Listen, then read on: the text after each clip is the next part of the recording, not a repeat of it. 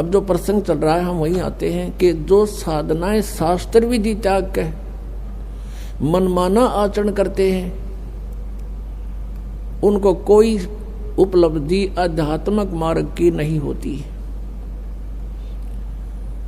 परमात्मा कहते हैं डंब करें डूंगर चढ़ें।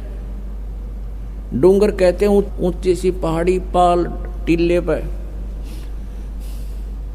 जहां से दूर से दिखाई दे। डंब करें डूंगर चढ़ें अंतर झीनी झूल और जग जाने ये बंदगी करें ये बो है सूल बबूल। आम जनता तेनों सोचा बड़ा साधक साधना कर रहा है, देखो सुबह से लेकर शाम तक अपना तप करता है। तो परमात्मा अपने उस आध्यात्मिक मार्ग में बताते हैं कि जनता जाने ये भक्ति करे यो बो है सूल बबूल। ये तो दम्भ कर रहा है, ऊपर बैठ कर ढोंग कर रहा है, दिखा रहा है आपको। परमात्मा के पाने की भक्ति जो है बहुत सिंपल है और उसके लिए परमात्मा ने स्वयं आना पड़ा।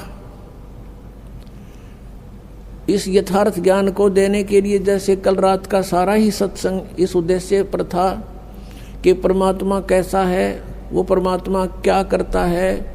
तो उस परमात्मा के विषय में आपने पवित्र वेदों में, पवित्र बाइबल में, पवित्र कुरान शरीफ में ये देखा कि वो भगवान मनुष्य सदृश है, मनुष्य जैसा है, लेकिन उसके शरीर का तेज बहुत अधिक है और वो ऊपर रहता सतलोक में तख्त पर विराजमान है और वहाँ से गति करके सतलोक से धूलोक से उस तीसरे मुक्ति धाम से गति करके वहाँ से प्रस्थान करके चल के आता है। और यहाँ वो अच्छी आत्माओं को मिलता है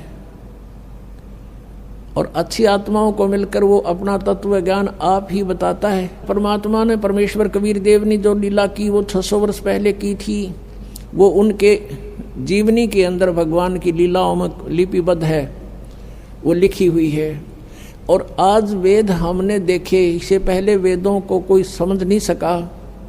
उन वेदों में यही लिखा कि वो परमात्मा 3 स्थिति के शरीर से 3 प्रकार की अपनी वेशभूषा से, शरीर की वेशभूषा,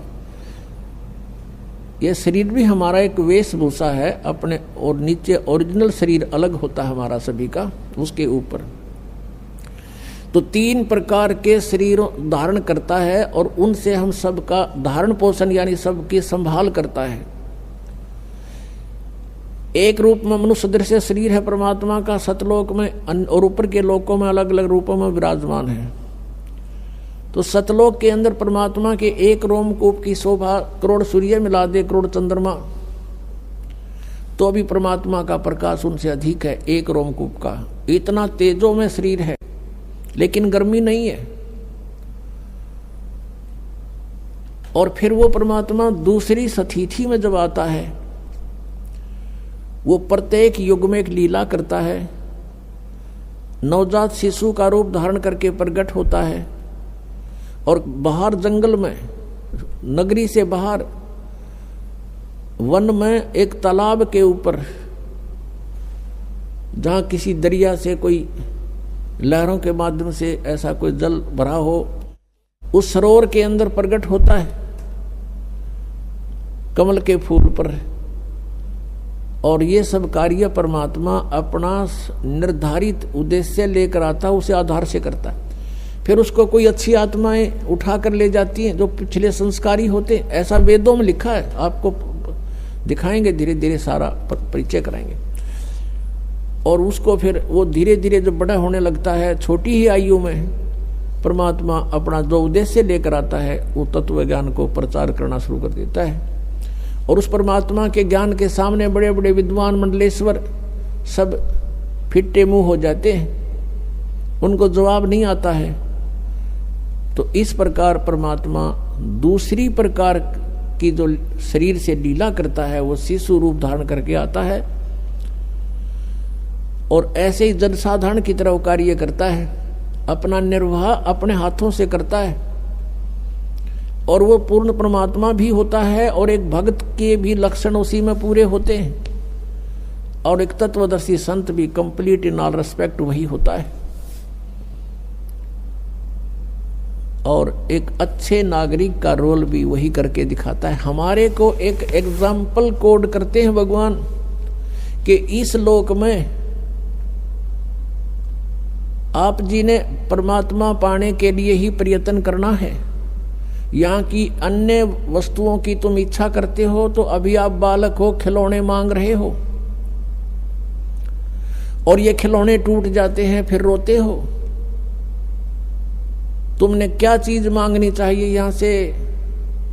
साईं इतना दीजियो जा मैं कुटुंब समावे, हम भी भूखे ना रहे अतिथि न भूखो जावे। कि हे परमात्मा इतना दीजिए जिसमें कुटुंब समावे, यानी रिक्वायरमेंट ऑफ फैमिली, परिवार की आवश्यकताएं फुलफिल हों। इतना दीजिए दाता, और हम भी भूखे ना सोएं और कोई अतिथि आ जावे वो भी भूखा ना रहे। इसे अधिक नहीं चाहिए। परमात्मा कहते हैं घर तो 3.5 हाथ और गना तो 4.25, कह कबीर अधिका गहे ताको नहीं विचार। अपने 3.5 हाथ का ये शरीर होता है, प्रत्येक व्यक्ति का अपने 3.5 हाथ, यानी इस कोनी से लेकर और यहाँ तक का ये हाथ कहलाता है इतना। और इसको आप 3.5 नाप के किसी रस्सी से अपने नाप के देखना, पूरा पाओगा। तो कहते हैं करता है 3.5 हाथ, यानी आप उसमें आराम से लेट जाओ, पूरा पूरा हो जाए। और गणा तो 4.25, यानी और गणा कर 1 फुट फालतू कर ले। और इससे ज्यादा की डिमांड है तो व्यर्थ की बकवाद है वो। अब इससे आप समझ लेना, कहने का भाव इन्हों नहीं है कि तड़के अपने घरान फोड़ कर कितना बना बैठ जाओ। कहने का भाव ये है परमात्मा का कि 1 चारपाई पर सोना है और वो 3 बाई 6 फुट में आ लेगी। एक कमरे में आपका काम चल सके, खूब गना कर 2 बना लो। इससे अधिक कोशिश ना करना। वो परमात्मा दे तो अच्छी बात है, 2 बन जा, 3 बन जा, बस।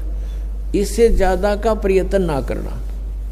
यानी जिसके पूर्व जन्म के संस्कार हैं वो अलग बात है, कोई ठीक भी बन रही है बनी अच्छी बात है, लेकिन भक्ति उद्देश्य मूल रखे।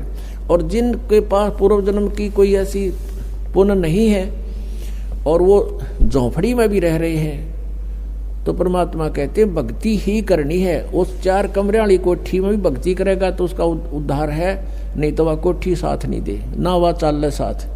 और एक झोपड़ी में प्राणी रह रहा है और वो भी भक्ति कर रहा है, तो दोनों को एक सी उपलब्धि है। और झोपड़ी वाला इससे चक्कर में रहा मैं भी कोठी बनाऊं, मनु कर लूं, तो ये व्यर्थ प्रयत्न है।